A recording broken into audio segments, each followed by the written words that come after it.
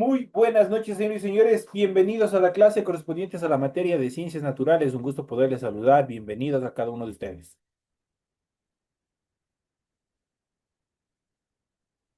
Dicen buenas noches. Buenas noches, Listen. Buenas noches, Lisen.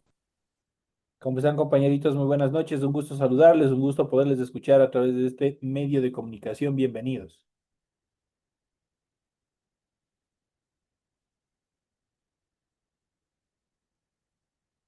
Iniciamos el desarrollo de las actividades correspondientes a la materia de ciencias naturales. Un gusto poder compartir con ustedes el desarrollo de las actividades correspondientes a esta nueva semana y vamos a analizar el siguiente temario que nosotros tenemos dentro de la presente semana. Y vamos a ver en esta primera etapa algo bastante importante que es la formación del arco iris. Muchos se han preguntado, y especialmente ahora que empiezan ya las lluvias, vamos a empezar a ver estos fenómenos que se dan, estos fenómenos luminosos que nosotros podemos observar a simple vista. Nosotros podemos ver una serie de eventos, una serie de características bastante importantes en el cielo. Pero ¿cómo se forman? ¿Cómo se forma el arco iris? ¿Por qué sus colores? ¿Cómo se derivan sus colores? Vamos a ver cómo se desarrolla, vamos a ver cuáles son estas determinaciones. El arco iris es un fenómeno óptico de belleza natural que ha cautivado desde la antigüedad a los seres humanos y ha sido responsable de múltiples pensamientos desde el punto de vista religioso, mitológico y científico. Los religiosos obviamente tienen diferentes conceptualizaciones acerca de justamente de el arco iris, como qué es lo que significa, le han dado un significado y otras características más. En el ámbito mitológico, quien ha escuchado que al final del arco iris, obviamente se encuentra o una olla de oro del duende, por ejemplo. Ese es mitológico. Y vamos a ver la característica a continuación, la parte científica, en la cual vamos a ver cómo se forma el arco iris y cuál es la explicación científica de cómo se va formando el arco iris y cada uno de la degradación de los colores que nosotros podemos observar. Y si realmente es un arco o cuál es su forma verdadera. Sin embargo, este fenómeno tiene una explicación científica simple y sencilla. La luz blanca procedente del Sol llega a la Tierra y entra en contacto con el agua presente en la atmósfera, lo cual hace que la dirección de la luz cambie ligeramente y se descomponga en los colores del espectro visible. Eso quiere decir que se descomponga la luz blanca procedente del Sol en todos los colores que nosotros podemos observar. Prácticamente, ¿qué es lo que hacen las gotitas de agua? Prácticamente son un prisma, son como un cristal que van a refractar, que van a reflejar, van a hacer rebotar la luz blanca en en diversos puntos y obviamente esto va a permitir que se degeneren o se degraden en los colores que nosotros podemos observar normalmente en un arco iris. Cuando la luz viaja de un medio a otro, cambia su velocidad y hace que se dé más o menos rápido dependiendo del medio en el que se encuentre. Por lo tanto, diremos que el arco iris es el conjunto de las diferentes ondas del espacio visible viajando a diferentes velocidades. Esa es la característica en las cuales obviamente se desarrolla el arco iris. Los diferentes colores que podemos apreciar en el arco iris son solo la parte visible de la luz procedente del sol. Las gotas de agua de la lluvia pueden refractar y dispersar la luz y en las condiciones correctas estas refracciones forman el arco iris. Por otro lado, la forma arqueada del arco iris no es como la apreciamos desde la superficie terrestre, sino que forma un círculo completo y entero, cuyo ángulo depende del medio en que se descomponga la luz. El efecto arco iris no solo se limita a la dispersión de la luz por las gotas de lluvia, también podemos apreciar dicho fenómeno en las bases de las cascadas gracias a la niebla de agua que produce la salpicadura de agua, en los rociadores de los patios, más conocidos como aspersores, en los laboratorios, la comprobación mediante un prisma de cristal. Ahí nosotros podemos ver cómo se desarrolla de forma artificial o cómo se genera de una forma artificial el arco iris. Finalmente, podemos decir que la luz, cuando viaja por diferentes medios, tiene diferentes comportamientos que van desde la reflexión, refracción y dispersión, y que el color de los objetos depende de la luz que reflejen. Así, cuando vemos un cuerpo rojo es porque absorbe los demás colores y refleja ese rojo. Esa es la explicación en cuanto a los colores y la forma del arco iris. Entonces ya saben que obviamente el ser humano le ha dicho que es un arco y le dicen arco iris, pero en general no es un arco, simplemente depende de la posición en la que nosotros nos encontremos para nosotros poder observar el arco iris. En este caso, el arco iris es una circunferencia completa, no se encuentra separada. Es la característica fundamental del arco iris. Vamos a ver un poco más y vamos a adentrarnos una vez que hemos analizado y hemos visto hemos visto la explicación científica de la formación del arco iris. Ahora vamos a ver la historia de la astronomía. ¿Qué es la astronomía? En la siguiente etapa de nuestra clase vamos a ver un poco más a profundidad acerca de esta disciplina de la astronomía. La astronomía es tan antigua que se podría afirmar que nace con la humanidad, debido a los innumerables hallazgos que ha llegado a la conclusión de que esta ciencia se ha manifestado en diferentes culturas humanas. Desde las antiguas civilizaciones como los griegos y babilonios, la astronomía fue empleada con fines calendáricos, especialmente para la aplicación de la agricultura y también del tiempo, y predictivos para la astrología. También en el continente americano las civilizaciones utilizaron la astronomía para elaborar sus calendarios. Un ejemplo es el calendario andino. No obstante, el desarrollo de la astronomía como ciencia de las posiciones, movimientos, constituciones, historia y destino de los cuerpos celestes se inició en la antigua Grecia y de ahí en adelante los nuevos estudios y observaciones del firmamento han logrado un avance significativo hasta la actualidad con las exploraciones espaciales. El uso de instrumentos o de instrumentación cada vez más sofisticada dio a los científicos el brío para la verificación de las leyes terrestres en el universo y de esta manera generalizarlas a nivel cósmico. Muchos de los procesos físicos y químicos que se producen en la Tierra han podido ser estudiados gracias a la observación astronómica. Y aquí nosotros tenemos un poco de una línea de tiempo en la cual nosotros podemos observar todos los avances, la aplicación de la astronomía desde tiempos antiguos, desde las primeras civilizaciones humanas, casi hasta nuestros tiempos. Y hablamos desde el año 2800 antes de Cristo y vamos a hablar hasta el año de 1990, qué es lo que ha suscitado y cuáles han sido los avances en función de la astronomía. Hasta el año 2800 a.C., los primeros pobladores obviamente habían inventado los Stonehenge, que son prácticamente piedras sobrepuestas en forma de casas, por así decirlo, obviamente que proyectaban sombras y de esa manera podían observar cómo obviamente transitaba el día, cómo iniciaba de acuerdo a la proyección de las sombras del sol o obviamente de la luz solar obviamente sobre estas rocas. Eso se desarrolló hasta el año de 1800 a.C. y empezaron obviamente a tratar de utilizar los astros que obviamente emitían luz desde el espacio. En el año de 1479 se descubre la piedra del sol, que es el calendario azteca. En el año 1543, Nicolás Copérnico ideó la teoría helicocéntrica. En el año de 1609, Galileo Galilei inventó el telescopio refractario.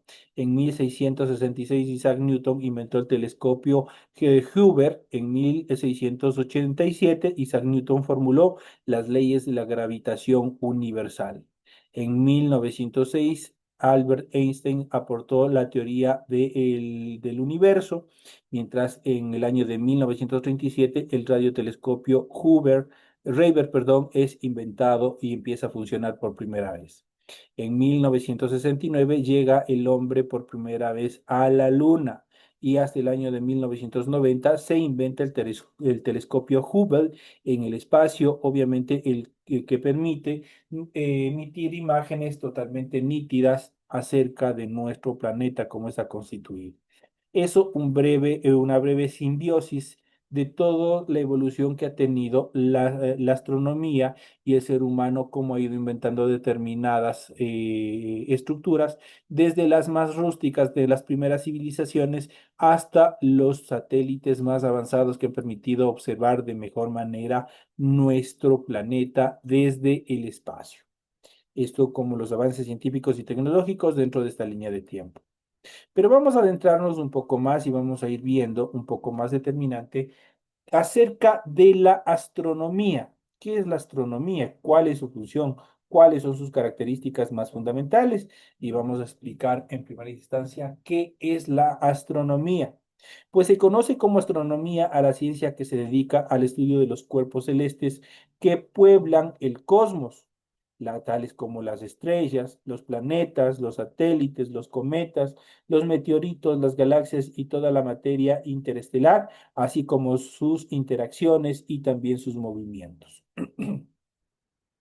Es una ciencia sumamente antigua, dado que el firmamento y sus misterios constituyeron una de las primeras incógnitas que el ser humano se formuló, dándoles en muchos casos respuestas mitológicas o religiosas.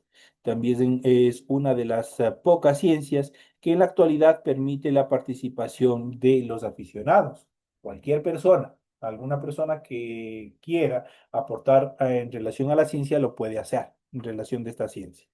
Además, la astronomía no solo ha existido como una ciencia independiente, sino que ha acompañado a otras áreas del saber y otras disciplinas como la navegación, sobre todo en ausencia de mapas y brújulas, y más recientemente en la física, para cuya comprensión de las leyes fundamentales del universo, la observación del comportamiento de los cosmos resulta ser de enorme e inigualable valía la combinación de estas dos disciplinas. Gracias a la astronomía, la humanidad ha logrado algunos de sus mayores hitos científicos y técnicos de las áreas recientes, como los viajes interestelares, el posicionamiento de la Tierra dentro de la galaxia o la observación detallada de la atmósfera y superficie de los planetas del sistema solar, cuando no de sistema o muchos años luz de nuestro planeta. Esto en cuanto a los aportes y la importancia de esta disciplina en el estudio del cosmos y del universo. Vamos a ver un poco de historia acerca de la astronomía. Vamos a ver cuáles son las características fundamentales. La astronomía es una ciencia, una de las ciencias más antiguas del ser humano, ya que desde la antigüedad las estrellas y los cuerpos de la bóveda celeste han capturado su atención y su curiosidad. Grandes estudiosos de este campo fueron los filósofos de la antigüedad, tales como Aristóteles, Tales de Mileto, Anaxágoras, Aristarco de Samos o también Hiparco de Nicea. Los científicos posrenacentistas como Nicolás Copérnico, Tycho Brahe, Johannes Kepler, Galileo Galilei y Edmund Halley, o especialistas contemporáneos como Stephen Hawking, son prácticamente quienes aportaron su valioso estudio, su valioso aporte científico, obviamente, a esta disciplina y el estudio del universo. Los antiguos estudiaron exhaustivamente el firmamento, la luna, el sol, tanto así que los antiguos griegos ya sabían que tenían una idea acerca de la redondez de la Tierra, pero suponían que los astros giraban alrededor del planeta y no al revés. Esto se mantendría hasta finales del Nuevo Europeo, cuando la revolución científica cuestionó muchos de los fundamentos universales que la religión mantenía como sagrados. Posteriormente, ya en el siglo XX, las nuevas tecnologías de avanzada disponibles para la humanidad permitieron una mayor comprensión de la luz, por ende, de las tecnologías de observación telescópica, trayendo consigo nuevas comprensiones del universo y de los elementos que componen este mismo. En cuanto a las ramas de la astronomía que vamos a ver a continuación, vamos a ver cuáles son las disciplinas que están interrelacionadas justamente con la astronomía. La astronomía depende de las siguientes ramas o subcampos que se han creado para un mejor estudio. En primer lugar, de la astrofísica, fruto de la aplicación de la física y la astronomía para explicar las propiedades y fenómenos celestes, formulando leyes, midiendo magnitudes y expresando los resultados matemáticamente a través de fórmulas. Esas son las características fundamentales. La astrogeología, conocida como exogeografía o geología planetaria, se trata de la aplicación de los conocimientos obtenidos durante excavaciones y observaciones telúricas en el planeta Tierra a otros cuerpos celestes cuya composición puede o conocerse de lejos o incluso como es el caso de la Luna y Marte a través del envío de sondas recolectoras de muestras de rocas. La astronáutica, de tanta observación, de observar los astros, el hombre empezó a soñar con visitarlos. La astronáutica es justamente la rama de la ciencia que busca hacer ese sueño posible. Es prácticamente todo el proceso de formación para los viajes interplanetarios. La mecánica celeste, fruto de la colaboración entre la mecánica clásica o newtoniana y la astronomía. Esta disciplina se centra en el movimiento de los cuerpos celestes debido a los efectos gravitatorios de otros cuerpos de mayor masa, obviamente que generan sobre ellos una atracción. La planetología, también llamada ciencia planetaria, se centra en el saber acumulado de los planetas conocidos y por conocer, es decir, de los que componen nuestro sistema solar y de los que distan de él. Esto abarca desde objetos del tamaño de un meteoro o gigantes gaseosos de enorme envergadura, de enormes tamaños, de enormes dimensiones. Tenemos la astronomía de los rayos X, es otra de las disciplinas que está interactuando justamente con esta disciplina, junto con las ramas astronómicas, especialmente en tipos de radiación o de luz, radiación electromagnética. Esta rama constituye un enfoque especializado en la medición de los rayos X provenientes del espacio exterior y las conclusiones que a partir de ellos pueden sacarse del universo. Y por último, la astrometría es la rama encargada de medir la posición y el movimiento de los astros, o sea, de cartografiar de alguna manera el universo observable. Es quizás la rama más antigua de todas las que nosotros hemos venido viendo en el transcurso de esta clase. Vamos a ver un tema bastante importante ya en la parte casi final de nuestra clase, que es la diferencia entre astronomía y astrología. ¿Cuál será la diferencia? Obviamente vamos a ver a continuación.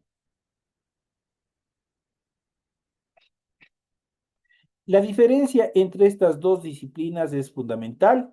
Cuando hablamos de astronomía nos referimos a una ciencia que emplea lógicamente el método científico.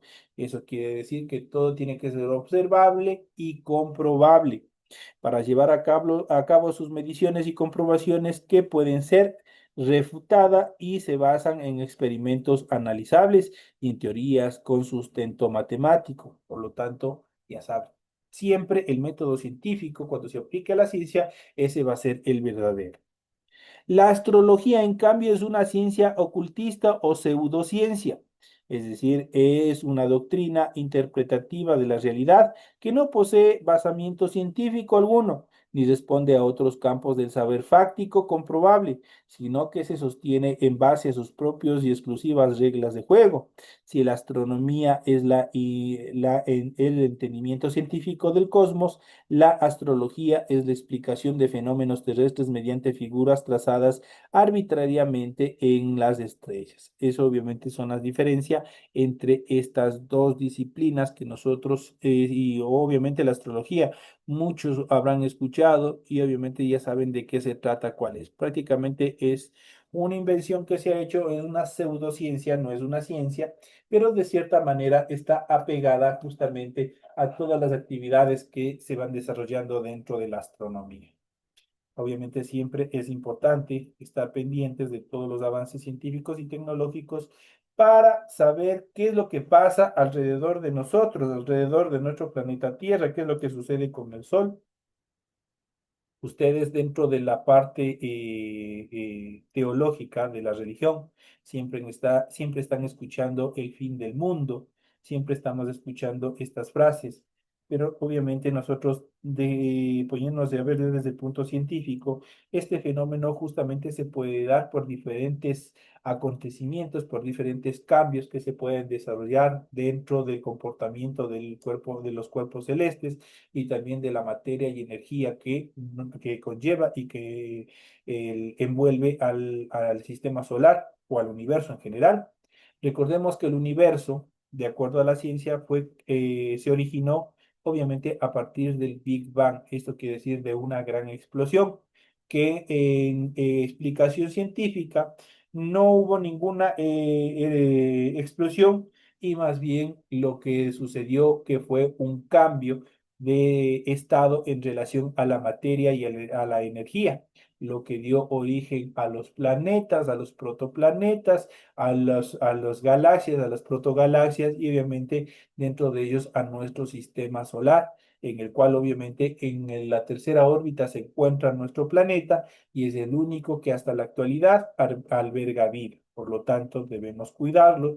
Debemos proteger especialmente a las áreas tanto de flora y fauna que son parte indispensable para el desarrollo y mantenimiento de los ecosistemas y por ende de la vida dentro de nuestro planeta. Si nosotros no cuidamos, si nosotros empezamos a depredar, a destruir, a deforestar, la vida poco a poco se nos va acortando. No para nosotros de pronto, pero sí para las generaciones venideras, las generaciones que nos preceden. Y si nosotros seguimos explotando, no les estaremos dejando nada a las futuras generaciones. Es que hay que tener un poco también de conciencia. El hombre, ustedes habrán visto, habrán escuchado en noticias, a los que les guste ver los noticieros y todas estas actividades a nivel internacional, ustedes ven cómo el hombre, a partir del descubrimiento de la energía nuclear, ha buscado la manipulación en cuanto a átomos, en cuanto a diferentes componentes, moléculas, y obviamente han creado armas químicas, que en todo caso lo que nos está llevando es a una destrucción masiva y de pronto a la destrucción total de nuestro planeta. De pronto dicen, no, nosotros, pero estamos aquí, somos pequeños todavía en sí, estamos recién formándonos como tal, estamos en este proceso de formación, pero nosotros de una u otra forma, nosotros podemos ser portavoces de nuestros hogares, de nuestra sociedad, de nuestro barrio, que cómo nosotros debemos proteger a la naturaleza, cómo nosotros debemos proteger a la vida, al hábitat para mejorar la calidad de vida no solo de nuestro sector, no solo de nuestro barrio, sino también de la comunidad en general. Es responsabilidad de todos y todas mantener sano también nuestro planeta. Señores y señores, de esta manera llegamos a la parte final dentro de este fascinante mundo que vamos a empezar a ver, este fascinante mundo, el fascinante tema en el cual nosotros vamos a ver nuestro planeta y todo lo que a él conlleva y relaciona en función de los cuerpos celestes, de los satélites naturales y otros temas importantes más que nosotros iremos viendo en las siguientes clases. Señoras y señores, llegamos a la parte final. Les deseo que tengan una feliz noche, un feliz resto de semana y nos estaremos viendo hasta la próxima clase. Señores y señores, que descansen. Gracias. Para Mañana ser dice. Hasta mañana. Mañana.